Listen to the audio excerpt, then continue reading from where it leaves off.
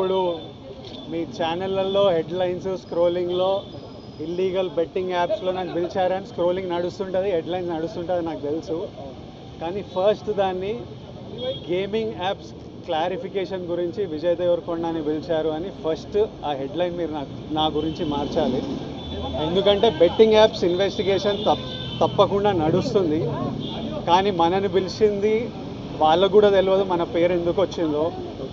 But మన పేరు వచ్చినందుకు వాళ్ళు వెరిఫికేషన్ చేసుకొని వాళ్ళు డెలిజెన్స్ తీసుకోవాలి. మనం చేసింది గేమింగ్ యాప్స్కి ఎండోర్స్మెంట్.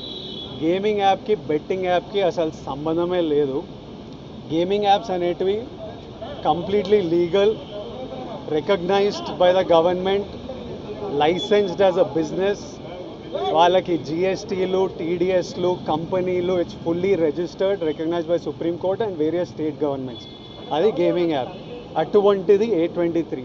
ఇప్పుడు క్విక్గా డౌట్ ఉన్న వాళ్ళకి క్విక్గా మీరు గూగుల్లోకి వెళ్ళి టాప్ గేమింగ్ యాప్స్ అని కొడితే కొన్ని వస్తాయి. A23తో సహా My11 Circle, Dream11, MPL, జుపీ ఇట్లాంటివి కొన్ని వస్తాయి.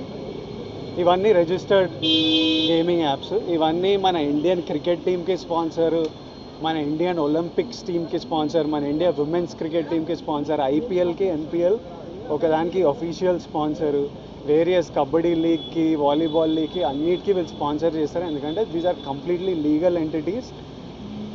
ఇండియన్ ఒలింపిక్స్ టీమ్కి స్పాన్సర్ చేయాలంటే లీగల్ ఉండాలా వద్దా? సో ఫస్ట్ ఆఫ్ ఆల్ ఈ గేమింగ్ యాప్స్ని, ఇల్లీగల్ బెట్టింగ్ యాప్స్ని మీరు సపరేట్ చేయాలి. అది జర్నలిస్ట్గా మీ రెస్పాన్సిబిలిటీ.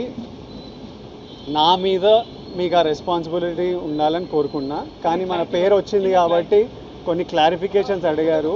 ఆ clarification account details, transaction details ఏంటి ఆ కంపెనీ అవన్నీ పంపించేసినాము. ఇంతటితో సమాప్తం. Thank you.